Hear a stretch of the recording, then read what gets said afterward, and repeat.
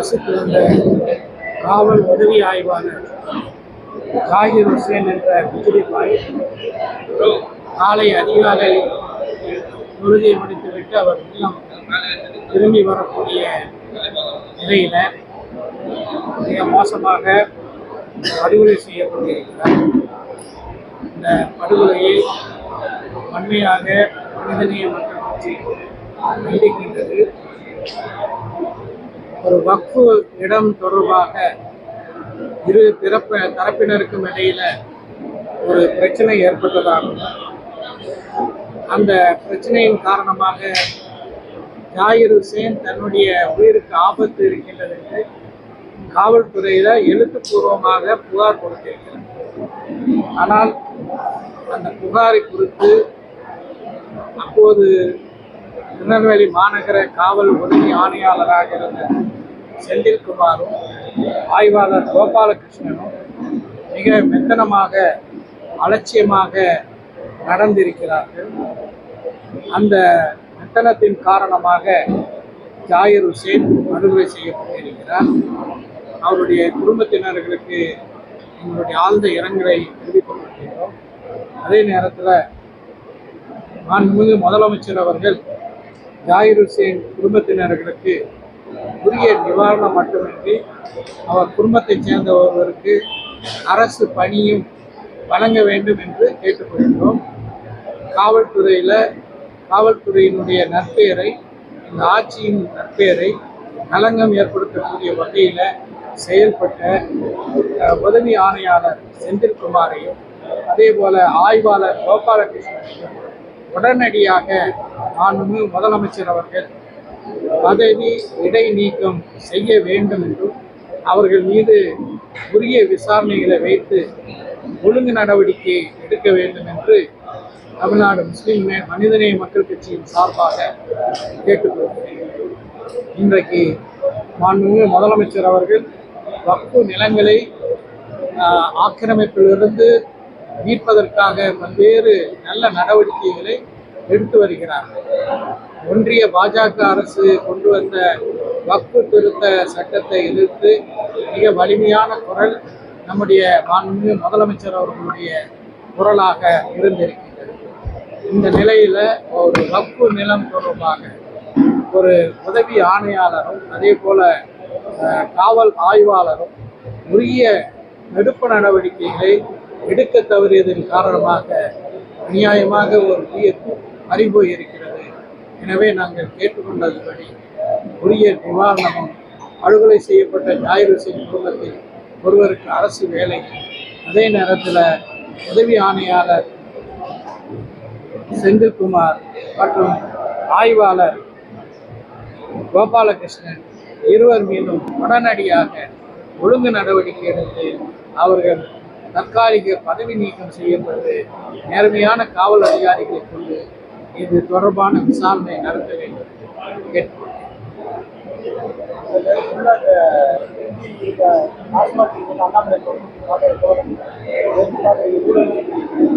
அதாவது அண்ணாமலைக்கோ பாஜகவுக்கோ ஊழலை பற்றி பேசுவதற்கும் எந்த அருகதையும் இல்லை.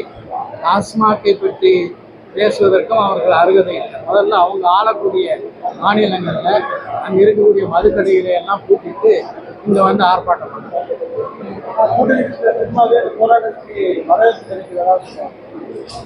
அதாவது டாஸ்மாக் மட்டுமல்ல மதுக்கடைகள் அனைத்தும் மூடப்பட வேண்டும் என்பது எங்களுடைய கருத்து. அதுதான் விடுதலை சிறுத்தைகளுடைய கருத்து.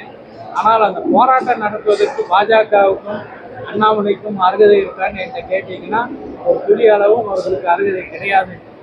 எங்கள் நிலைப்பாடு ஒரு மாநிலத்தில் ஒரு நிலைப்பாடு, இன்னொரு மாநிலத்தில் இன்னொரு நிலைப்பாடும் ஒரு கட்சி எடுத்துக்கொள்ள முடியாது.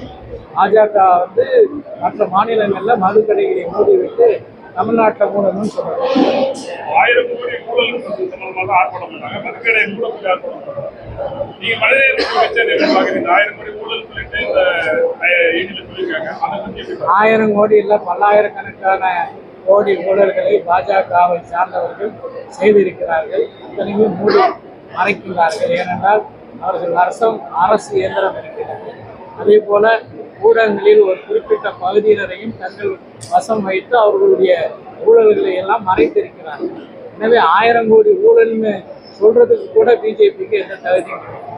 ஒரு போலீஸாக போட மாட்டோம். இனி வந்து எந்த அனுமதி தர நாங்கள் மாட்டோம். நாங்கள் வந்து நேரடியாக எதிர்த்து போராடுவோம் அப்படின்னு தான் சொல்லியிருக்கேன். சட்டம் ஒழுங்கை பேணுவதில் தனக்கு ஈடுபாடு இல்லை, அக்கறை இல்லை என்று சொல்லக்கூடியவர் முன்னாள் ஐபிஎஸ் என்று தன்னை சொல்லிக் கொள்வது ஒரு வெட்கக்கேடான நிகழ்வு. இந்திய தேசியத்தை நேசிக்கக்கூடிய எம்பிகளாக இருந்திருக்கிறார்கள். முத்தலாக்கு தடை சட்டத்தை நாங்கள் எதிர்க்கின்றோம்.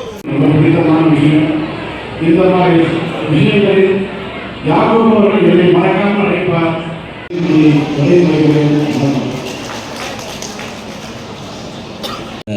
உறுப்பினர் எங்களுடைய பேராசிரியர்கள் நம்மிடையே உரையாற்றுவார்கள்.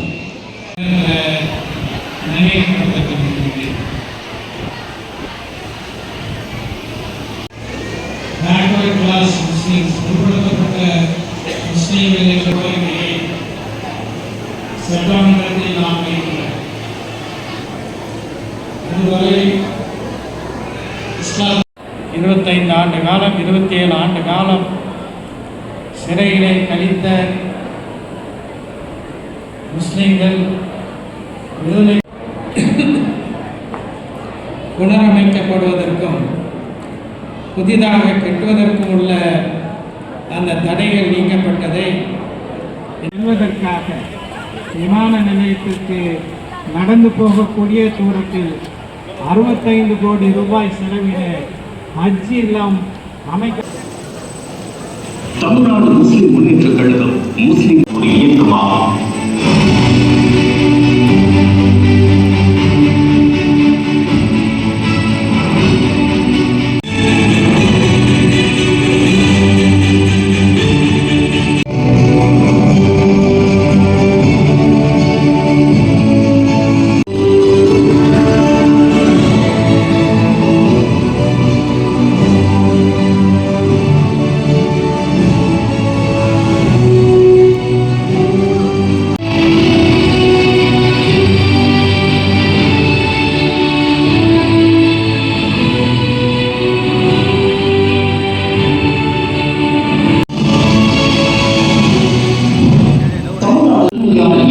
தமிழ்நாடு முஸ்லிம் முன்னேற்ற கழகம் தமிழகம் முழுவதும் ஆசிரியர்களுடன் அனைத்து மக்களுக்கும் சேவையாற்றும் 30 ஆண்டுகளோடு இன்னும் 2 எதிர்கொள்வதாக எண்ணி இருக்கிறவர்கள் குறை ஏற்படுத்தியுள்ளார்கள். பொருளாதாரத்தில் முதல் அறிவாக களத்தில் தன்னுடைய கர்நாடகத்தை இறக்கி மக்கள் பணியாற்றுவது நாம் அனைவரும் அறிந்தது. விடுதலை சிறுத்தை கட்சியுடைய மாவட்ட செயலாளர், முன்னேற்ற கழகத்தினுடைய மாவட்ட செயலாளர் அண்ணன், இதேபோலதான் விடுப்பு போராட்டத்தில் பங்கெடுக்கக்கூடிய தோழர் மகேந்திரன் அவர்களுக்கு இரவு பகல் காலம் சேர்த்து தீட்டி இதை வெற்றி பெற வைத்த அதாவது ஒன்று முடியல அதே நேரத்தில்